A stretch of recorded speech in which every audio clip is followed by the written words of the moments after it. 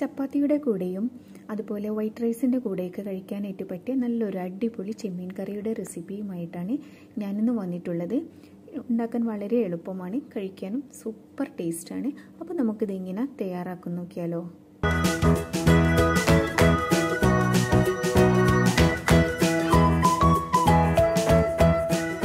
അപ്പോൾ ഇത് തയ്യാറാക്കാനായിട്ട് ഒരു പാൻ അടുപ്പിൽ വെച്ചിട്ട് അതിലേക്ക് ഒരു 2-3 ടേബിൾ സ്പൂണിനടുത്ത് ഓയിൽ ചേർത്ത് കൊടുക്കുക. ഞാനിവിടെ ഒലീവ് ഓയിലാണ് കേട്ടോ യൂസ് ചെയ്തിട്ടുള്ളത്. നിങ്ങൾക്ക് ഇഷ്ടമുള്ള ഏത് ഓയിലും യൂസ് ചെയ്യാം.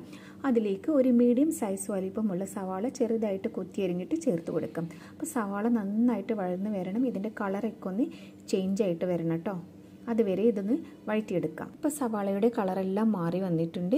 ഇനി നമുക്കിതിലേക്ക് അടുത്ത മസാലകളൊക്കെ ചേർത്ത് കൊടുക്കാം. ഈ എരിവിനായിട്ട് ഒരു 8 പച്ചമുളക് നീളത്തിൽ കീറിയിട്ട് ചേർത്ത് കൊടുക്കുന്നുണ്ട്. അതുപോലെ തന്നെ ഒരു ടേബിൾ സ്പൂൺ ഇഞ്ചി വെളുത്തുള്ളിയും കൂടി പേസ്റ്റ് ചേർത്ത് കൊടുക്കാം. അപ്പോൾ ഇതെല്ലാം ചേർത്ത് നന്നായിട്ടൊന്ന് ഞാൻ വഴറ്റിയെടുത്തിട്ടുണ്ട്. ഇനി ഇതിലേക്ക് നമുക്ക് തക്കാളി ചേർത്ത് കൊടുക്കാം. ഞാനിവിടെ 2 വലിയ തക്കാളി ചെറുതായിട്ട് അരിഞ്ഞിട്ട് ചേർത്ത് കൊടുത്തിട്ടുണ്ട്. ഇതിലേക്ക് നമുക്ക് പാകത്തിനുള്ള ഉപ്പും കൂടി ചേർത്ത് കൊടുക്കാം. അപ്പോൾ ഇതെല്ലാം കൂടി ചേർത്ത് നന്നായിട്ട് വീണ്ടും ഒന്ന് വഴറ്റിയെടുക്കണം. നമ്മുടെ തക്കാളി നന്നായിട്ട് വെന്ത് അലിഞ്ഞ് വരണം കേട്ടോ, അതാണ് അതിൻ്റെ ഒരു പാകം. അപ്പോൾ തക്കാളി നന്നായിട്ട് വെന്ത് അലിഞ്ഞ് വന്നിട്ടുണ്ട്. ഇനി നമുക്കിതിലേക്ക് മസാലപ്പൊടികൾ ചേർത്ത് കൊടുക്കാം. അതിനായിട്ട് 1/4 ടീസ്പൂൺ മഞ്ഞൾപ്പൊടി, 1/4 ടീസ്പൂൺ മല്ലിപ്പൊടി, 1.5 ടേബിൾ സ്പൂൺ മുളക് പൊടി, പിന്നെ നമ്മൾ ഇതിലേക്ക് മെയിനായിട്ട് ചേർക്കുന്നത് ജീരകത്തിൻ്റെ പൊടിയാണ്. അത് ഏകദേശം 1/2 ടീസ്പൂൺ ചേർത്ത് കൊടുക്കാം. ജീരകം വറുത്ത് പൊടിച്ചിട്ട് വേണം കേട്ടോ ചേർക്കാനായിട്ട്. ഇതെല്ലാം കൂടി ചേർത്ത് ഇതിൻ്റെ പച്ച ചുവ മാറുന്നത് വരെ നമുക്കൊന്ന് വഴറ്റിയെടുക്കാം. ഇപ്പോൾ 2-3 മിനിറ്റ് ഞാനിവിടെ വഴറ്റിയെടുത്തിട്ടുണ്ട്. ഇനി ഇതിലേക്ക് നമുക്കൊരു 1/2 കപ്പ് വെള്ളം ചേർത്ത് കൊടുക്കാം. അപ്പോൾ വെള്ളം ചേർത്ത് നന്നായിട്ടൊന്ന് മിക്സ് ചെയ്തെടുക്കാം. ഇനി ഇതിലേക്ക് നമ്മൾ കഴുകി വൃത്തിയാക്കി വെച്ചിരിക്കുന്ന ചെമ്മീൻ ചേർത്ത് കൊടുക്കാം.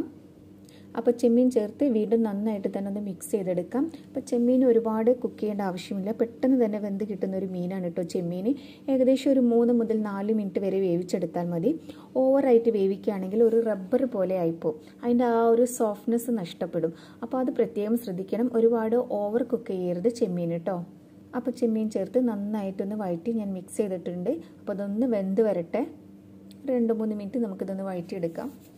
അപ്പോൾ അത് ചെമ്മീൻ നന്നായിട്ട് വെന്ത് വന്നിട്ടുണ്ട്. ഞാൻ ഏകദേശം ഒരു 3 മിനിറ്റ് വഴറ്റിയിട്ടുള്ളൂ. ഇനി ഇതിലേക്ക് നമ്മൾ തേങ്ങാപ്പാൽ ചേർക്കാണ്ട്, അപ്പോൾ അതിൽ കിടന്ന് വീണ്ടും കുക്കാവും. ഇനി ഇതിലേക്ക് നമുക്ക് തേങ്ങാപ്പാൽ ചേർത്ത് കൊടുക്കാം. അപ്പോൾ ഞാനിവിടെ 1.5 കപ്പ് തേങ്ങാപ്പാലാണ് കേട്ടോ ചേർത്ത് കൊടുത്തിട്ടുള്ളത്. അപ്പോൾ തേങ്ങാപ്പാൽ ചേർത്തിട്ട് വീണ്ടും നന്നായിട്ട് തന്നെ ഒന്ന് മിക്സ് ചെയ്തെടുക്കുക. ഒരു ടിപ്പാണ് കേട്ടോ ഞാൻ പറയുന്നത്, തേങ്ങാപ്പാൽ പിരിഞ്ഞു പോവാതിരിക്കാനായിട്ട് തേങ്ങാപ്പാൽ ചേർത്ത് കൊടുത്ത ശേഷം നന്നായിട്ട് കൈ എടുക്കാതെ ഇതുപോലെ ഇളക്കി കൊടുക്കുകയാണെങ്കിൽ അത് പിരിഞ്ഞ് വരത്തില്ല കേട്ടോ. ഇനി ഇതിലേക്ക് നമ്മൾ മെയിനായിട്ട് ചേർത്ത് കൊടുക്കുന്നത് ഒരു 1/4 ടീസ്പൂൺ ഗരം മസാലയാണ്. അത് ചേർക്കുമ്പോൾ നല്ലൊരു ഫ്ലേവറാണ് കേട്ടോ ഈ കറിക്ക്. അപ്പോൾ അതും കൂടി ചേർത്ത് മിക്സ് ചെയ്ത് കൊടുക്കാം. ഇനി ഒരു 2 മിനിറ്റ് നമുക്കിതൊന്ന് അടച്ചു വെച്ച് കൊടുക്കാം കേട്ടോ. തീ ഒരു ലോ ഫ്ലെയിമിൽ വെച്ചാൽ മതി. ഇപ്പോൾ ഒരു 2 മിനിറ്റ് കഴിഞ്ഞിട്ടുണ്ട്. നമ്മുടെ കറി ഇവിടെ റെഡി ആയിട്ടുണ്ട് കേട്ടോ. ഇതിൻ്റെ മുകളിൽ നിങ്ങളുടെ കയ്യിലുണ്ടെങ്കിൽ കുറച്ച് മല്ലിയിലയൊക്കെ ഇട്ട് കൊടുക്കുകയാണെങ്കിൽ സൂപ്പർ ടേസ്റ്റ് ആയിരിക്കും. അപ്പോൾ ഇത്രയേ ഉള്ളൂ, പെട്ടെന്ന് തന്നെ റെഡിയാവും കണ്ടോ. നല്ല അടിപൊളി സ്മെല്ലാണ്. നമ്മൾ സാധാരണ മീൻ കറിയിൽ ഗരം മസാല ചേർക്കാറില്ല, അതുപോലെ തന്നെ ജീരകത്തിൻ്റെ പൊടി ചേർക്കാറില്ല.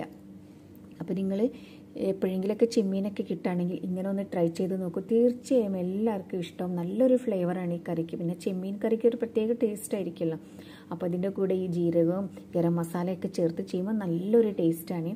ഇത് നമുക്ക് വൈറ്റ് റൈസിൻ്റെ കൂടെയൊക്കെ കഴിക്കാൻ അടിപൊളിയാണ്. ഞാൻ ഇതിന് തയ്യാറാക്കിയത് വൈറ്റ് റൈസ് ആയിരുന്നു, അതായത് ബസ്മതി റൈസ് കേട്ടോ. ബസ്മതി റൈസ് വേവിച്ചിട്ട് ആണ് ഞാൻ കഴിച്ചത്. അതുപോലെ തന്നെ ഇത് ചപ്പാത്തിൻ്റെ കൂടെയും കഴിക്കാൻ സൂപ്പർ ടേസ്റ്റാണ് കേട്ടോ. അപ്പോൾ നിങ്ങളെല്ലാവരും ഒന്ന് ട്രൈ ചെയ്ത് നോക്കൂ. തീർച്ചയായും നിങ്ങൾക്ക് എല്ലാവർക്കും ഇഷ്ടമാവും. നല്ലൊരു ടേസ്റ്റുള്ളൊരു കറിയാണ് കേട്ടോ അത്. അപ്പോൾ നിങ്ങൾക്ക് എൻ്റെ വീഡിയോ ഇഷ്ടപ്പെട്ടിട്ടുണ്ടെങ്കിൽ ലൈക്ക് ചെയ്യാനും കമൻറ്റ് ചെയ്യാനും അതുപോലെ തന്നെ ഫ്രണ്ട്സൊക്കെ ആയിട്ട് ഷെയർ ചെയ്യാനും മറക്കരുത്. അപ്പോൾ എൻ്റെ ചാനൽ ആദ്യമായിട്ട് ആരെങ്കിലും കാണുന്നവരുണ്ടെങ്കിൽ ഒന്ന് സബ്സ്ക്രൈബ് ചെയ്യാനും തൊട്ടടുത്ത ഒരു കുഞ്ഞു ബെല്ലൈക്കൺ കാണുന്നില്ലേ, അത് ക്ലിക്ക് ചെയ്യാനും മറക്കരുത്.